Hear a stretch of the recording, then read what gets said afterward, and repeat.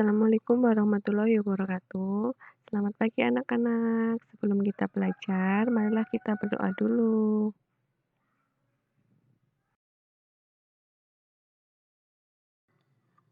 Hari ini kita akan belajar tentang makanan sehat.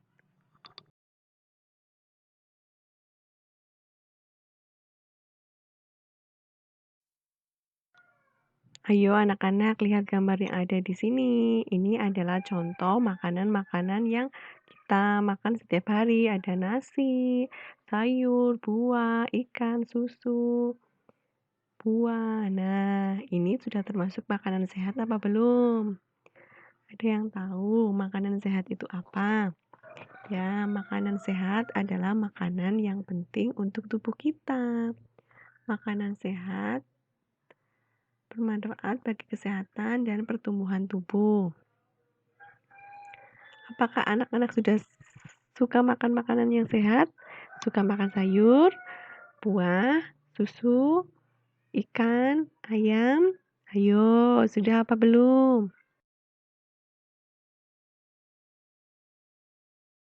Nah, sekarang bacalah teks mengapa makhluk hidup itu memerlukan makanan. Di sini Ibu Guru sudah menyediakan teksnya ya.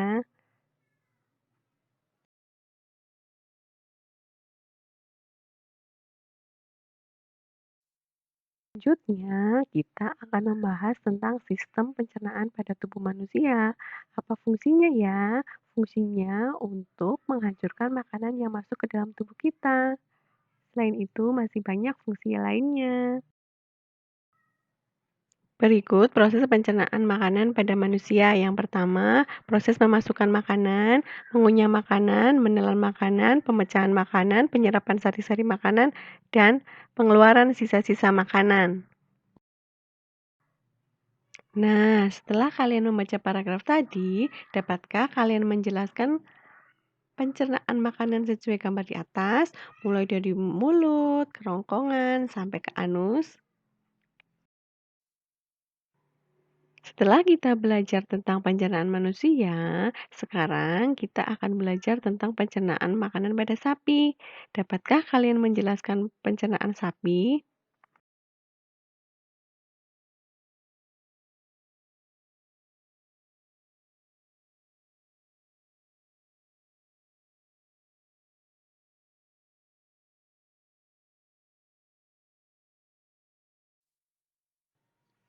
Sekarang, ayo amati gambar di samping.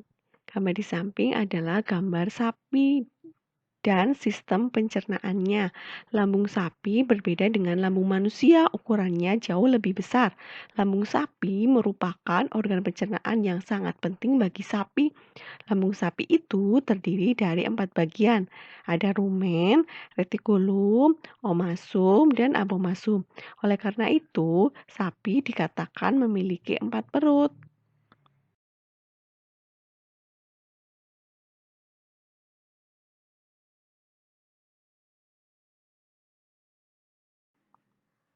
Selanjutnya, bagaimana ya sistem pencernaan makanan pada hewan ruminansia? Hewan ruminansia itu adalah kelompok hewan mamalia yang biasa memamah biak 2 kali dan dikenal dengan hewan memamah biak. Contohnya sapi, kerbau, rusa, domba, dan kijang. Sistem pencernaan hewan ruminansia lebih kompleks dibanding dengan pencernaan hewan lainnya. Pada hewan ini terdapat 4 bagian lambung dengan fungsi yang spesifik.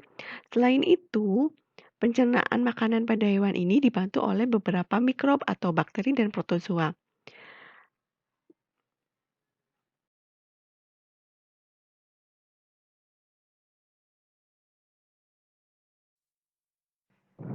Untuk selanjutnya, kita akan membahas tentang mekanisme pencernaan makanan pada hewan ruminansia. Seperti yang telah dijelaskan sebelumnya, salah satu contoh hewan ruminansia adalah sapi. Makanan seperti rumput pertama kali masuk ke dalam mulut sapi. Di dalam mulut terdapat organ-organ pencernaan sebagai berikut. Gigi. Ada gigi sapi tersusun dari gigi seri yang berguna untuk memotong makanan dan geraham yang berguna untuk mengunyah makanan. 2. Ada lidah sapi berguna untuk merenggut rumput. dan mendorong makanan yang sudah dikunyah menuju lambung. Selanjutnya ada salvia, cairan enzim khusus yang dihasilkan oleh kelenjar khusus pada sapi.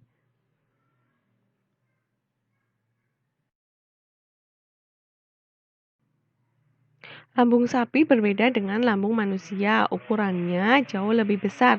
Lambung sapi merupakan organ pencernaan yang sangat penting bagi sapi. Lambung sapi itu terdiri dari 4 bagian, yaitu rumen, retikulum, omasum, dan abomasum. Oleh karena itu, sapi dikatakan memiliki 4 perut. Sudah paham, anak-anak?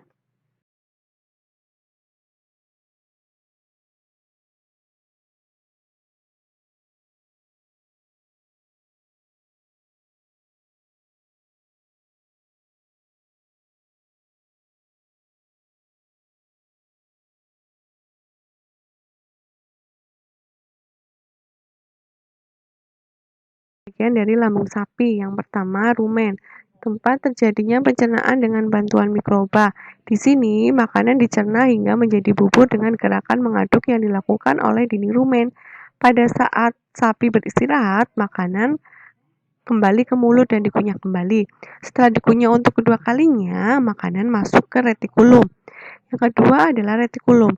Di dalam retikulum, makanan kembali mengalami proses fermentasi dengan bantuan bakteri anaerob dan protozoa. Di dalam bagian perut ini terjadi proses absorpsi dan penyaringan benda-benda asing yang masuk bersama makanan.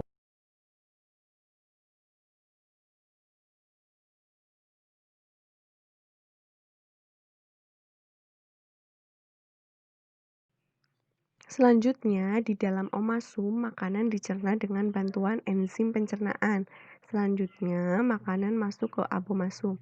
Perut bagian inilah yang sebenarnya disebut dengan lambung. Di sini, makanan dicerna dengan bantuan enzim pencernaan pepsin yang akan dihasilkan oleh abomasum. Setelah melewati seluruh proses pencernaan makanan di dalam abomasum, makanan bergerak menuju usus halus. Panjang usus halus seekor sapi dewasa mencapai 40 meter. Di dalam usus halus terjadi proses absorpsi dan fermentasi. Selanjutnya, sisa-sisa makanan akan dikeluarkan melalui anus.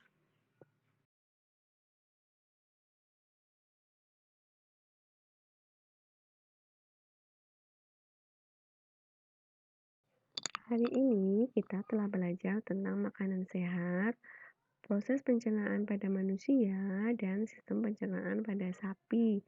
Demikian belajar kita hari ini. Kita tutup dengan doa dan mudah-mudahan bermanfaat. Sampai jumpa di lain kesempatan. Terima kasih. Assalamualaikum warahmatullahi wabarakatuh.